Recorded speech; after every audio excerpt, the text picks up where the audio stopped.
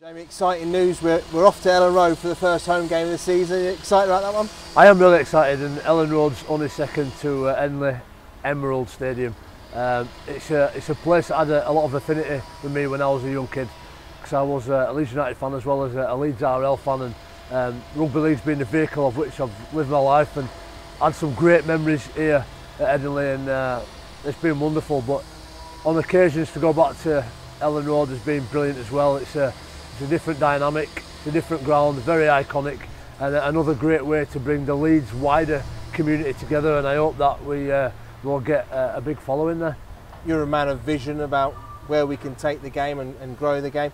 Great to be taking steps like this with the Hull KR game and then the Castleford game, to try and grow the fan base of rugby league in the city. I think so. It's all about identity, and listen, it's rugby league, so will soccer fans like it? I hope so.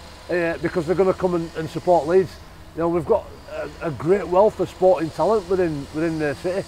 You look at Nicola Adams and Josh Warrington and the Brownlee brothers and Leeds United, Leeds Rhinos. There's just so many stories to tell on that sporting field. You know, in this demographic where we can all come together as a community and get behind the banner of Leeds. As a Leeds lad and as a father of 4 boys who going to grow up in Leeds, I want it to be the best city in the world, and I want it to be the best environment for the best people, and we can all come together and really enjoy it, regardless of what your primary sport is. I think everybody loves competing, everybody loves drama, so come down to Elland Road, come up to Henley Emerald Stadium and see the best sport unfold. And in terms of an opposition, it couldn't get much better than Hull KR. Obviously, Danny Maguire's first game back against the Rhinos, but you've got Jamie Peacock, Nick Scruton, Sean Lunt, Chris Clarkson, the endless list of former Rhinos over at the KCOM Craven Park. It couldn't have been scripted any better at Hollywood, I don't think. In particular for Danny Maguire, twofold really. Danny Maguire's a massive Leeds United fan. He's bordering on service crew, his Magsy. So it'll be really exciting for him to play there.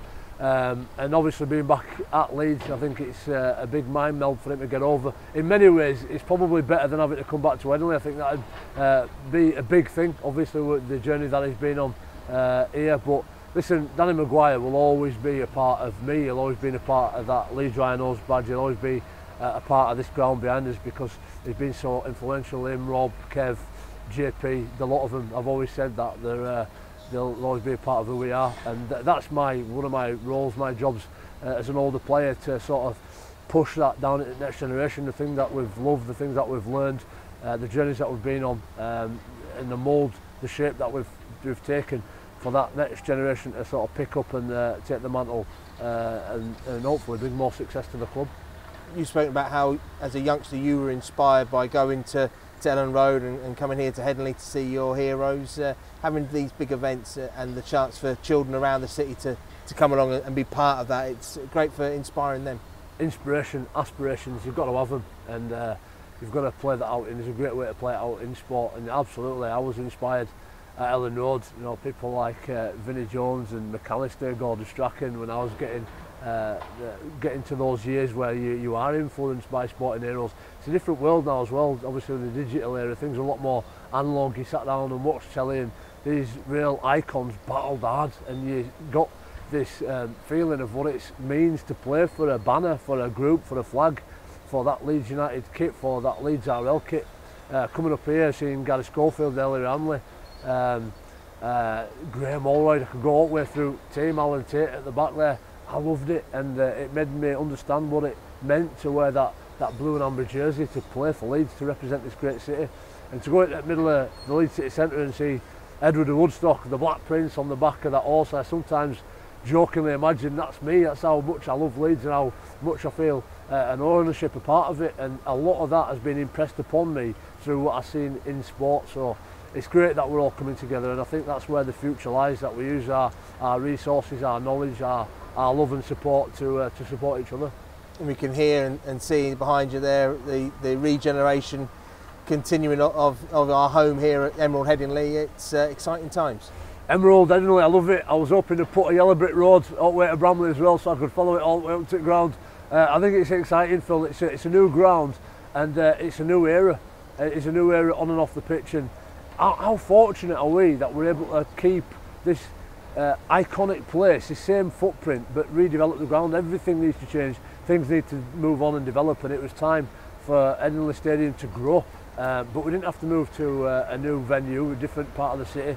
We didn't have to bring in some static breeze blocks that are quite sanitary, and we're still going to keep the history and the heritage of Headingley. We've still got the great surroundings, the footprint, the cricket ground, and it's going to be fantastic, and it's going to be a fitting, fantastic stadium for a fitting group of young men who are going to pick up that mantle in the next 10-15 years. And just finally on the World Cup that's underway in Australia, are you pleased with how England showed up against the Aussies first time out? Yeah, really pleased. And our journey at Leeds Rhinos this year showed that there's one big game you need to win in particular, but you need to get yourself there first. And what England need to do is keep making those incremental gains between now and the final, which I completely believe they're capable of making. I thought the opening game against Australia was really encouraging. We've always said we've had great forwards. We probably lack maybe in the back sometimes, but our back three in particular, fantastic. Jermaine McGilvery, Ryan Hall, Lomax were decent. I think where we probably let ourselves down a little bit was the structure in the kicking game. Could probably be a little bit better down there. I thought the Aussies were a little bit smarter, but that's one little piece that we can get better and work on in the next little while. And thankfully I'll be over there, Phil, for it as well. I've been granted a little bit of a special permission to go over for the last 3 weeks, try and promote the game over there as well. So I see some of the boys, give them my support, because England's the banner I'm wearing right now as an Englishman, and I very much hope they can do the job. And I just believe, I have faith, whether they win or lose, I'm still going to be an Englishman, I'm still going to believe them, I'm still going to love them.